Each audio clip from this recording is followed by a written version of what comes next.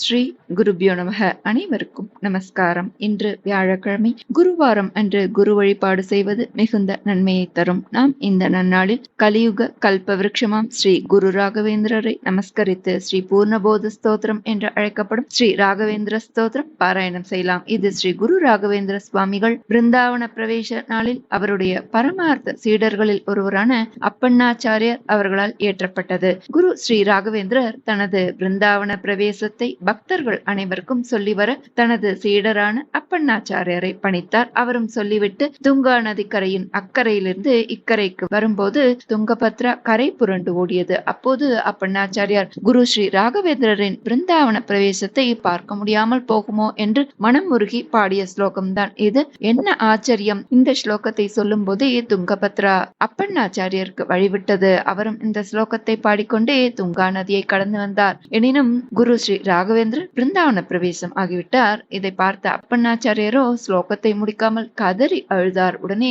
குரு பிருந்தாவனத்திலிருந்து கடைசி வரியான சாக்ஷி ஹயாஸ்யோத்ரஹின்னு அசரீரியாக சொல்லி முடித்து வைத்தார். எவ்வாறு இந்த ஸ்தோத்திரம் சொல்ல துங்கா நதி வழிவிட்டதோ அதுபோல இதை சொல்லும் பக்தர்களின் வாழ்விலும் கஷ்டங்கள் விலகி நல்வழி பிறக்குமாம். உங்களுக்கு என்ன வேண்டுதலோ அதை வைத்து விரைவில் திருமணம் அல்லது குழந்தை பேறு வேண்டி அல்லது கடன் அடைய வேண்டும் அல்லது செல்வ செழிப்பு உயர வேண்டும், உடல்நிலை சரியாக வேண்டும், ஆரோக்கியம் மேம்பட வேண்டும் அல்லது வழக்கு சாதகமாக வேண்டும், வழக்கில் வெற்றி பெற வேண்டும் அல்லது கல்வி கலை பதவிகளில் உயர்வு வேண்டும் அல்லது ஜாதக கிரக தோஷ பிரச்சனைகள், மேலும் தீராத பயம், எதிரிகளால் துன்பம், இப்படி எதுவாக இருந்தாலும் சரி, இதுதான் என்றில்லை, இப்படி எதுவாக வேண்டுமானாலும் இருக்கலாம். அனைத்து குறைபாடுகளுக்கும் அனைத்து பிரச்சனைகளுக்கும் தீர்வு கொடுக்கும் ஒரு அருமருந்து இந்த ஸ்தோத்திரம். குரு ஸ்ரீ ராகவேந்திரரை மனதில் பிரார்த்தித்து ஒரு டம்ளரில் நீர் வைத்து இந்த ஸ்தோத்திரம் ஜபித்து அந்த நீரை குடிக்க தீராத வியாதிகள் குணமாகும், பிரச்சனைகளுக்கு தீர்வு கிடைக்கும், காரிய சித்தி தரவல்லது, சர்வரோக நிவாரணியாக செயல்படுகிறது. இதனால் பலன் பெற்றோர் பலர். நம்ம ஸ்தோத்திரத்தை பார்க்கலாம். ஸ்ரீ ராகவேந்திர ஸ்தோத்திரம். அத ஸ்ரீ ராகவேந்திர ஸ்தோத்திரம். பூஜ்யாய ராகவேந்திராய சத்ய தர்மரதாய ச பஜதாம் கல்பவ்ருக்ஷாய நமதாம் காமதேனவே ஸ்ரீ பூர்ணபோத குரு தீர்த்த பயோப்திபாரா காமாரிமாக்ஷ விஷமாக்ஷ சிரஸ்பிருஷந்தி பூர்வோத்தராமித தரங்க சரத்சு ஹம்சா தேவாளி சேவித பராங்கிரி பயோஜ லக்னா जीवेश भेद गुण पूर्ति जगत्सु सत्व नीचोच्च भाव मुख नक्र गणैः समेता दुर्वाद्य जापति गिलैर् गुरु राघवेन्द्र वाग्देवता सरिदमुं विमलीकरोतु श्री राघवेन्द्र सकल प्रदाता स्वपाद कञ्जद्वय भक्तिमद्भ्यः अगाद्रि संवेदन दृष्टि वज्र क्षमा सुरेन्द्रोऽवतु मां सदायं श्री राघवेन्द्रो हरिपाद कंज निषेवणाल्लब्ध समस्त संपत् देव स्वभावो दिविजद्रुमोऽयम् इष्टप्रदो मे सततं स भूयात् भव्य स्वरूपो भवदुःखतूल संगाग्निचर्य सुखधैर्यशाली समस्त दुष्टग्रह निग्रहेषु दुरत्ययोपप्लव सिन्धु सेतुः निरस्तदोषो निरवध्यवेशः प्रत्यर्तिमूकत्व निदानभाषः विद्वत्परिज्ञेय महाविशेषु वाग्वैखरी निर्जित भव्यशेषः संतान संपत् परिशुद्ध भक्ति विज्ञान वाग्देह सुपाठवादीन् दत्त्वा शरीरो समस्त दोषान् हत्वा स नोव्यात् गुरु राघवेन्द्रः यत्पादोदक संजय सुरनदी मुख्यापगा साधिता संख्यानुत्तम पुण्य संग विलसत् प्रख्यात पुण्यावहः दुस्तापत्रयनाशनो भुवि महावन्द्या सुपुत्र प्रदो व्यङ्गस्वङ्ग समृद्धिदो ग्रह महापापापहस्तं श्रये यत्पादकञ्जरजसा परिभूषिताङ्गाः यत्पादपद्ममधुपायितमानसाये यत्पादपद्मपरिकीर्तनजीर्णवाचः तद्दर्शनं दुरितकाननदावभूतम् सर्वतन्त्रस्वतन्त्रोऽसौ श्रीमध्वमतवर्धनः विजयीन्द्रकराब्जोतसुधीन्द्रवरपुत्रकः श्रीराघवेन्द्रो यतिराट् गुरुर्मे स्याद्भयापहः ज्ञानभक्तिसुपुत्रायुर्यशस्वी पुण्यवर्धनः प्रतिवादिजयस्वान्तभेदचिह्नादरो गुरुः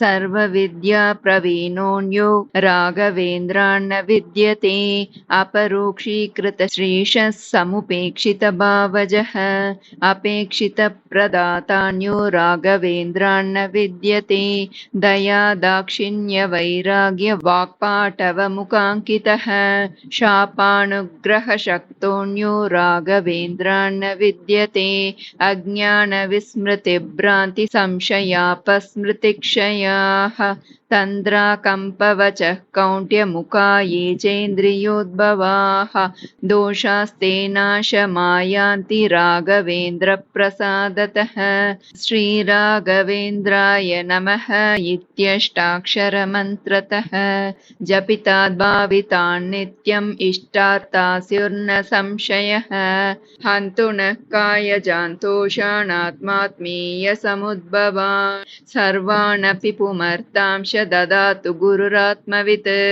इति कालत्रये नित्यं प्रार्थनां यः करोति सः इहामुत्प्राप्तसर्वेष्टो मोदते नात्र संशयः अगम्यमहिमालोके राघवेन्द्रो महायशाः श्रीमद्वमतदुग्धाब्धिचन्द्रोऽवतु सदा नगः सर्वयात्राफलावाप्त्यै यथाशक्तिप्रदक्षिणं करोमि तव सिद्धस्य वृन्दावनगतं जलम् शिरसाधारयां यद्य सर्वतीर्थफलाप्तये सर्वाभीष्टार्थसिद्ध्यर्थं नमस्कारं करोम्यहं तव संकीर्तनं वेदशास्त्रार्थज्ञानसिद्धये संसारे क्षयसागरे प्रकृतितो गाधे सदा दुस्तरे सर्वावद्यजलग्रहैरनुपमैः कामादिबङ्काकुले नानाविभ्रमदुर्भ्रमे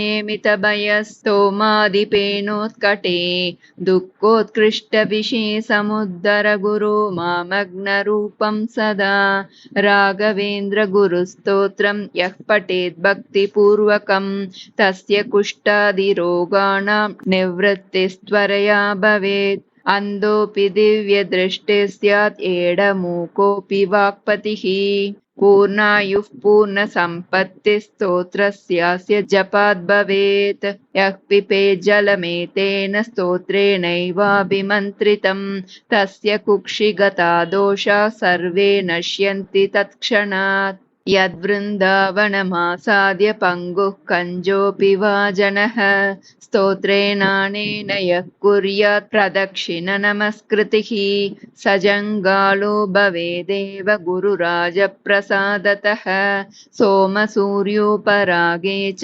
पुष्यार्कादिसमागमे योऽनुत्तममिदं स्तोत्रम् अष्टोत्तरशतं जपेत् भूतप्रेतपिशाचादिपीडा तस्य न जायते एतत् स्तोत्रं समुच्चार्य गुरोर्वृन्दावनान्तिके दीपसंयोजनाज्ञानं पुत्रलाभो भवेत् ध्रुवं परवादिजयो दिव्यज्ञानभक्त्यादिवर्धनं सर्वाभीष्टप्रवृद्धिः स्यान्नात्र कार्या विचारणा राजचोरमहाव्याघ्रसर्पनक्रादिपीडनं न जायतेऽस्य स्तोत्रस्य प्रभावान्नात्र संशयः यो भक्त्या गुरुराघवेन्द्रचरणद्वन्द्वं स्मरन् यः पठेत् स्तोत्रं दिव्यमिदं सदा न हि भवेत् तस्यासुखं किञ्चन किं त्वेष्टार्थसमृद्धिरेव कमलानाथप्रसादोदयात्